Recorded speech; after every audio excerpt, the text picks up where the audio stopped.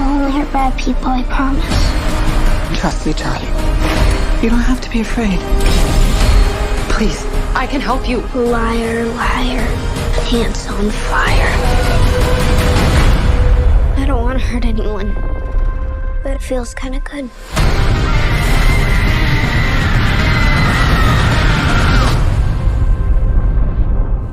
What's up, everybody? It's your boy Wes Grant, and you're watching Sub Urban Nerd. This channel where I get my nerd reviews on today's nerd news. I also do movie reviews, and today's movie I'm going to be reviewing is Firestarter, starring Zac Efron and Ryan Chiari, or whatever her name is. Well, before I get into that, I'd just like to let you guys know, remember to like, share, subscribe, and any interaction is greatly appreciated, because, you know, it just bumps me up on the algorithms. And also remember, my slogan is opinions are subjective as long as everyone is respected, so please just be respectful in the comments, you know, if you feel a certain different way about how I feel about the movie. So, if you haven't seen any of my reviews before, what I usually do is I give a little quick synopsis about the movie, then I give my pros, I give my cons, give it a grade, then voila, there's your movie review.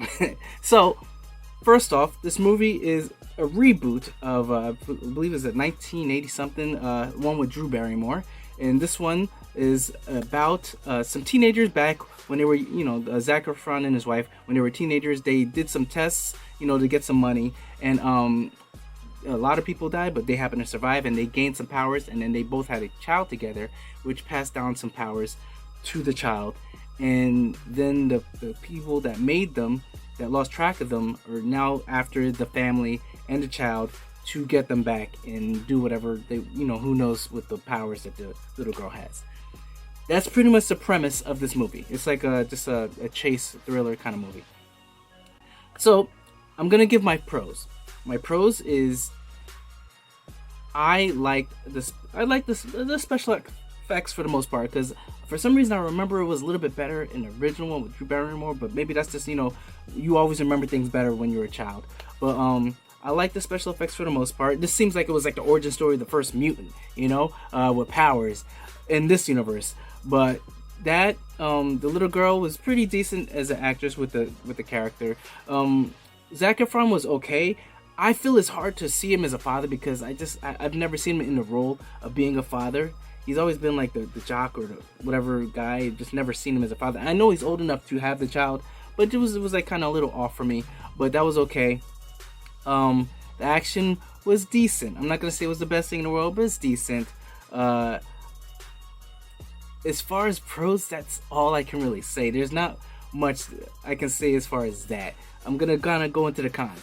My con is, and if you, I'm gonna get a little bit more excited. So my con is, first off, I went and paid. Well, I didn't pay. I have AMC A-list, thank God. But I went to see this movie in the theaters on a Thursday. Tell me why on Friday I'm talking to my mother and she was like, "Oh, Firestarter. Oh, that's on Peacock." And I'm like, "No, you're probably talking about the old Drew Barrymore." It's like, "No, it says 22." I was like, "Oh, then it's probably for the paid version." Nope, it's free. What were they thinking? Peacock, what was the purpose of putting it in the theaters then? You're not making no money back. At least let it stay. At least put it for the subscription people on your service. You're literally just giving away a movie for free that you spent millions to make.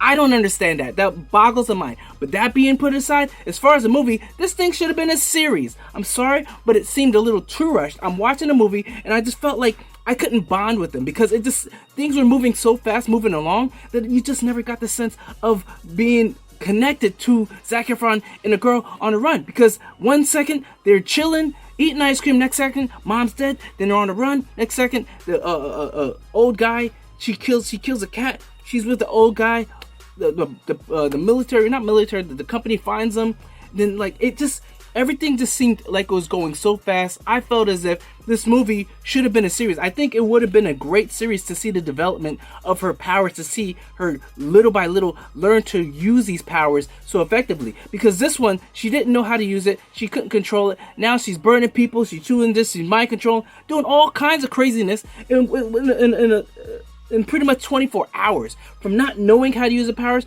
24 hours later, she's straight up running into a military or this base and taking out everybody every which way. And the main bad guy lady, I'm sorry, I could not take her as the main protagonist. She did not give off the Amanda Waller as like Viola Davis. Like, she did not give off that vibe. I know she was trying to. I saw her trying your hardest, but she just couldn't. And I didn't understand if she had powers herself, because the way she talked like she had powers, but I think it's probably like the context that help you not get mind control. But that being said, I forget the RoboCop guy. He was in this as a cameo. Like, I don't understand how that they got him for one scene. He was the scientist that made the experiment, but yet you see her talking, saying for bring him back. He's like, just kill the girl. You don't know what she's gonna be capable of. You don't see him for the rest of the movie. She's gone. The John Rainbow. I don't even remember his name, but the dude that's chasing them, that catches him eventually. This dude worships her out of sudden. So I don't know how. Like, I can't remember him exactly from. I remember seeing him, but in this movie, I don't think they followed what was in the original movie. He just worships this girl after she's tried so much to kill them and capture her and whatever and whatnot. I felt as if this movie it had some okay parts. I feel like if we had seen it a little bit longer for Zac Efron and her bonding, like if it was in a show, this movie, it would have been a better series than a movie, because I just couldn't connect with her like that, or with him. And Zac Efron was a dick. I'm sorry. As a father, growing up, the baby catches on fire when she's first born, and yet you don't feel to teach her how to use her powers. You just tell her, put your feelings away and tuck it away, because that always works. Tucking your feelings away always works. Yet she even said it. It was like when she burned her mom, she was like, it should have been you. It should have been you. Why? Because he was a dick. How do you not decide to teach your daughter to control powers when she's going through puberty? Not even wait through puberty. Just she's setting herself on fire as a baby. Why don't you teach her? It just boggles my mind. All this thing going, it wasn't a horrible movie, but I felt it could have been better. I felt it could have been more fleshed out, and I felt like they rushed through it. So I'm gonna have to give this movie a C. I'm giving it a C because that's all this is best as I can give it. Sorry if you feel like I'm being overreactive to it. If you feel the way I feel, comment down below. Remember to share, subscribe, like this video, tell all you people about this video. I'm gonna be doing more things on this YouTube channel because I've been lacking on it, but I'm really trying to be there for you guys. So remember, I'm Wes Grant. You've been watching Suburban Nerd, and you've just been Nerdified. Catch you guys on the next movie review.